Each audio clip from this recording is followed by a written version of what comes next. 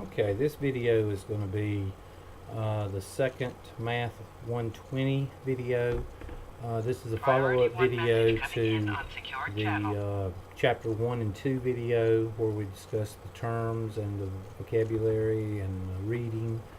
I wanted to start this video with a frequency distribution problem because that's probably where you're going to have the most trouble in this section, is the frequency distributions, because you're not used to finding a mean and a standard deviation of a frequency distribution. You're used to finding a mean and a standard deviation of a set of data, like test scores, and that's not a frequency distribution. So let's start off with a frequency distribution, and we will also find the midpoints, we'll find the class boundaries, the class widths, and all that good stuff. So let's start off with a very simple problem. Let's go with the scores on a test and how many people scored that score on a test. So we're just going to use the top. We're not going to use 0 to 59, but we're going to use 60 or 50 to 59. We'll say that's an F, and that we had, let's say, 6 in there. 60 to 69, and that's a D. We'll say there was 3. And 70 to 79, we'll say there's 10. And then 80 to 89 is 4. And then 90 to 99 is 5. Okay, there is our frequency distribution. So we've just made our frequency distribution, and that's a 25-cent word for chart or head count. And that's what a frequency distribution is. I keep saying that over and over and over, not because I think you're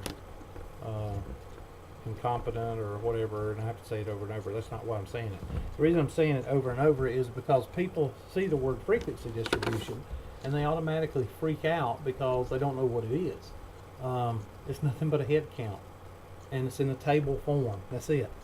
So please don't think it's this big entity that you don't understand just because it's frequency distribution. It's just a table.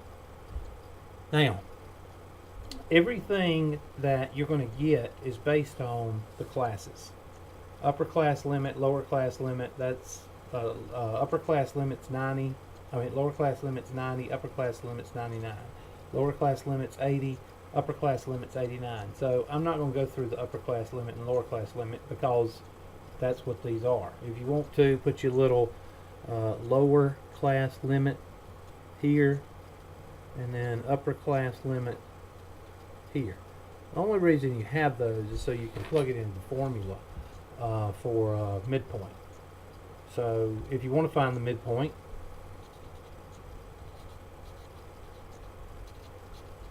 that's equal to the lower class limit plus the upper class limit over 2. So you can take any one of them that you want to. 80 and 89. Let's do the middle one. Let's do this one. And the reason I'm doing 80 and 89 is, I don't know, just because I want to. So 80, or we'll do 90 plus 99. It doesn't matter. 90 plus 99 divided by 2. And we know that 9 and 9 is 18, so that'd be 189 over 2. And then divide that. 2 will go into 18 9 times. I'm sorry. Yeah, 9 times. And then that'll leave 9, and half of 9 is 4.5. So that is the midpoint between these two numbers. So you could put right here midpoint. It's in the middle of these two numbers. Now, you can do that for each class. 80 plus 89 divided by 2, 70 plus 79 divided by 2, 60 plus 69 divided by 2, and 50 59 divided by, plus 59 divided by 2. And I'm going to put right up under this midpoint, you can calculate midpoint 1, 2, 3, 4, 5 separate way times. In other words, 5 would be 80 plus 89 divided by 2. Then it'd be 70 plus 79 divided by 2. Each one has a midpoint. You got to do it 5 times. There's 5 classes. Got to do it 5 times. Or you can find the first midpoint and add the class width 4 times. Let me show you what I'm talking about. We know that our first midpoint is 94.5. We need 4 other ones. Or we calculate it all 5 times, whichever one you want to do. But if you do it this way, which is the preferred way because you don't have to do all the calculating, you find the class width and then you add it to the midpoint 4 times. So class width is equal to, sorry, trying to get it where you can see it, and I forget sometimes. Class width is equal to, and I go vertically, I go the lower class limit of the second class minus the lower class limit of the first class. Now you don't have to do second and first, you could do third and second. You can do fourth and third, you can do fifth and fourth. But this one has to be the higher, has to be above it. You can take the absolute value of the negative if you wanted to, but there's no sense in that. So in this case, our class width is equal to I'm sorry, let me just change this to highest and change this to lowest. How about that? So it would be 90, that's the highest, minus 80. Or you could do 80 minus 70, or you could do 70 minus 60, or you could do 69. You could do the upper class limits, but again, there's no use in doing it when you can just do it with these two right here. And I'm going to do it in red. Let me just underline it in red. And this right here, that's my higher limit, and that's this one. And then green will be the lower, and that's this one. I usually, 99% of the time, I pick those first 2 terms right there, but you can pick any of them. 99 minus 89, 89 minus 79, 80 minus 70, 70 minus 60. Doesn't matter. You're still going to get 10 no matter what you do with this problem. So our class width is 10. So now I found my midpoint, which is right here. Now I'm going to add 10. That'd be 104.5. I'm sorry, I'm going the wrong way. I got to subtract it. 84.5. 74.5. 64.5. And 54.5.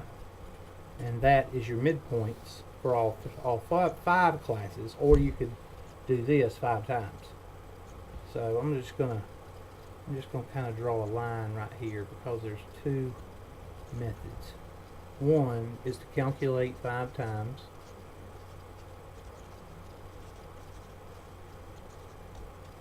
That's that method, and do it 5 times. Or you can do this method and just add it to the first one. So here you calculate 2 times, you calculate the midpoint, then you calculate the class width. That's 2 calculations. Up here you got 5 calculations. So that's how you find those 2 things. I'm trying to get it where you can see the bottom. There we go. Class boundaries. are not very much, there's not very much calculations with class boundaries. I'll go ahead and show you that. Class boundaries are basically the insides, or the lower and upper, they're right before the lower and upper class limits. So I'm going to redraw my scores and number of people: 5, 4, 10, 3, 6, 90 to 99, 80 to 89, 70 to 79, 60 to 69, and 50 to 59. And we want to find the boundaries. Well, the boundaries, let me put them in. Class boundaries are right here, right here, right here, right here, right here, right here, right here, right here, right here, right here. Now some of them are overlapping. In other words, and this is where in the notes from yesterday, or from the notes on chapter 1 and chapter 2, the class boundary, if your numbers are whole numbers, these numbers, if they're whole numbers, then your class boundary is going to be to the 10th. If these are to the 10th, then your class boundary is going to be to the 100th. If these are to the 100th, then your class boundary is going to be to the 1,000, and so on. So you need to make that note. It's very important that you do that. So I'm going to take my orange pen and I'm going to just fill these in. These are whole numbers. So this one would be 89.5. And this would be 99.5. And 89.5 overlaps right here. And this would be 79.5. And you can look at them, or you can just deduct 10. So this would be 69.5, 59.5, and 49.5. And then over here would be 59.5, then 69.5, then 79.5, and so on. So the class boundaries, just remember,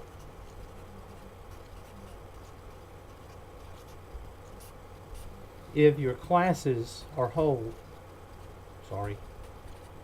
if your classes are whole, you're going to go to the 10th. Class boundary will be to the 10th. If your classes are to the 10th, then your class boundary is going to be to the what? To the 100th.